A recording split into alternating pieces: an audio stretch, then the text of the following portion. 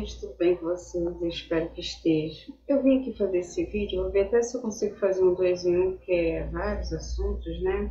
Eu participo de grupo de WhatsApp, eu sofro de ansiedade, tenho outras zigue-zirazinhas, entendeu? Algumas coisas genéticas, então vamos dar aqui uma mesclada, vamos dizer assim. Eu vim trazer um assunto para vocês que se chama PVM. Prolapso da válvula mitral. Eles dizem que existe o discreto, o leve, o moderado, aí quando sai do discreto já é um pouquinho, não é perigosíssimo, já é para prestar atenção, mas aqui eu vim falar do prolapso discreto com refluxo mínimo. Eu tinha uns 24 anos, né, que foi quando minha filha nasceu. Eu tive uma gravidez horrível, eu tenho que fazer até vídeo sobre isso. Eu tive a chamada hiperemesis gravídica.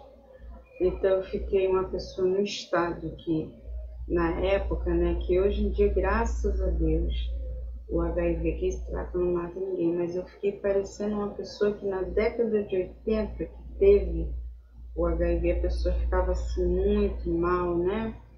Uma fisionomia, né? Outras doenças, né, também causam, né, um esgotamento físico. Mas eu fiquei com aquela expressão, porque eu fiquei muito mal. Mas isso aí é assunto para outro vídeo. Aí, de meus traumas lá de trás juntar com aqueles, fora um casamento que você já viu aí pro vídeo como é que foi, muito difícil. E bom, juntando o combo de tudo, depois que minha filha nasceu, no pós-parto, já que a gravidez foi horrível, foi como se fosse assim, pronto, a criança nasceu.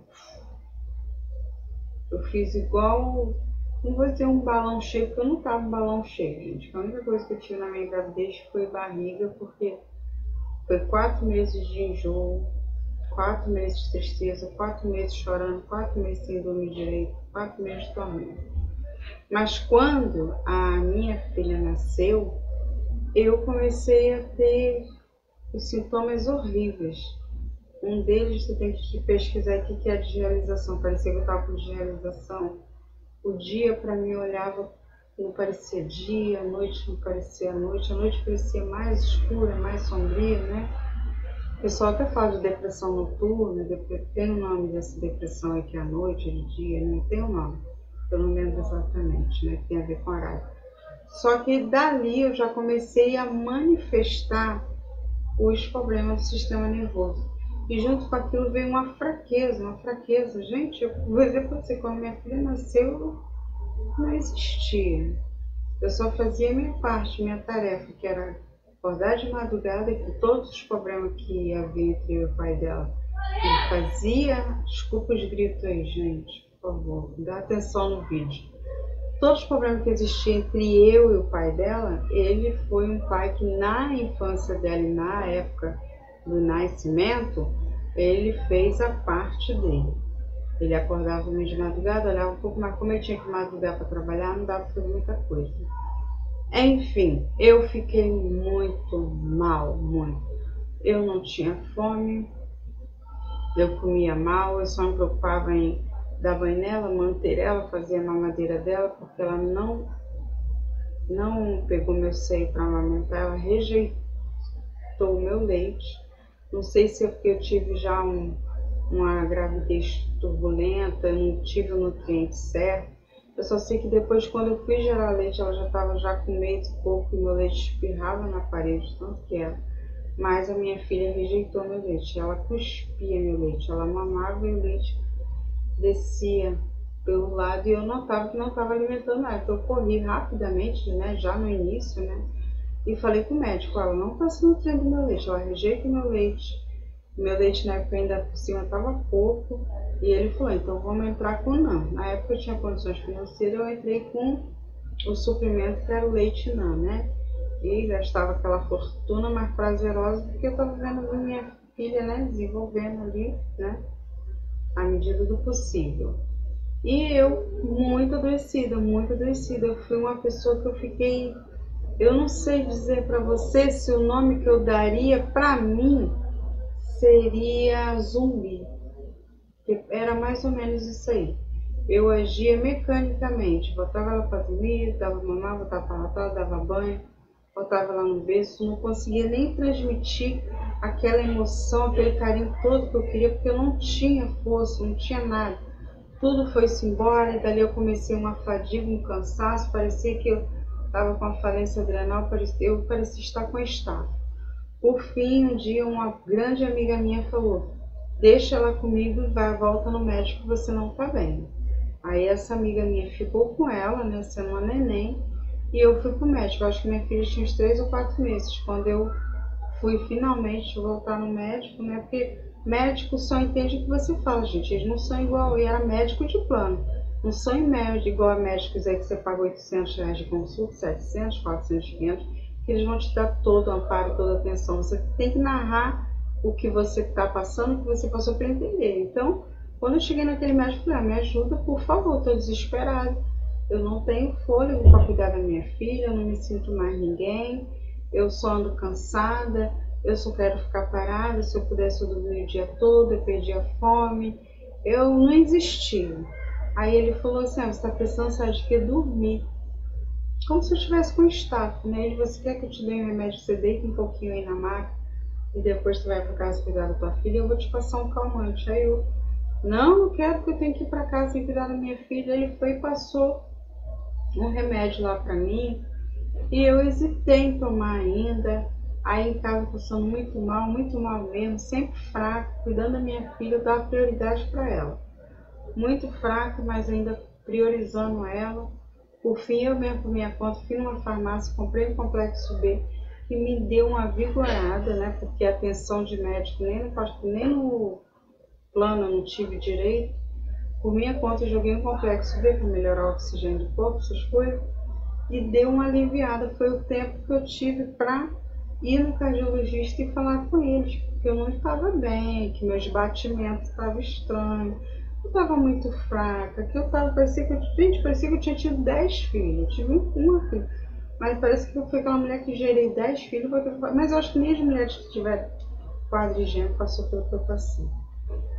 A estafa que eu estava, tudo que eu passei.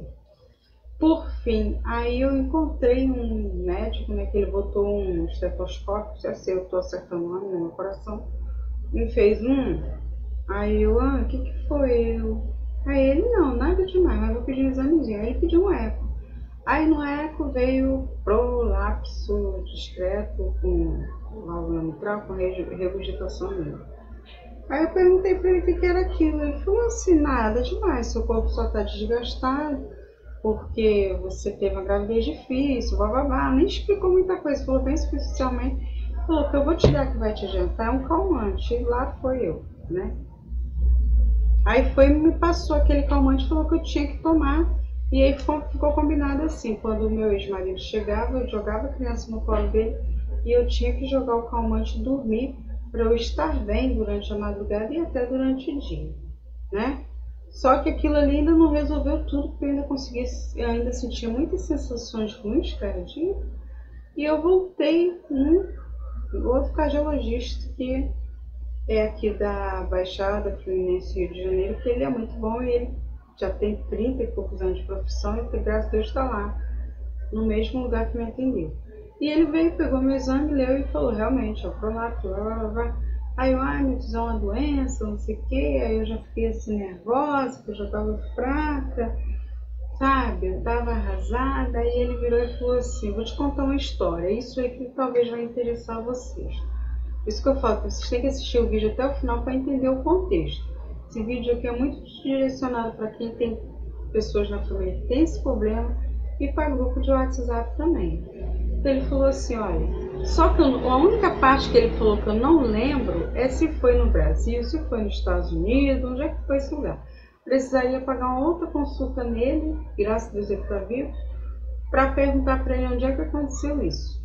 Ele falou que simplesmente os cardiologistas se perceberam que as pessoas que tinham prolapso, né, todas elas eram dotadas de sintomas ruins. É tipo assim, eu estou citando, que ele viu que era sintoma ruim, devia ser taquicardia, taquicardia, extrasístole, blá blá blá, aquelas coisas que todo mundo sabe aí que incomoda. E ele via que os pacientes dele tinham muitas queixas. Então eles fizeram uma junta médica, como eu falei, não sei se foi no Brasil, nos Estados Unidos, eu sei que foi. Eles fizeram um conselho ali, né, se reuniram e decidiram pegar essas pessoas, isso foi na década de 50, né, tá?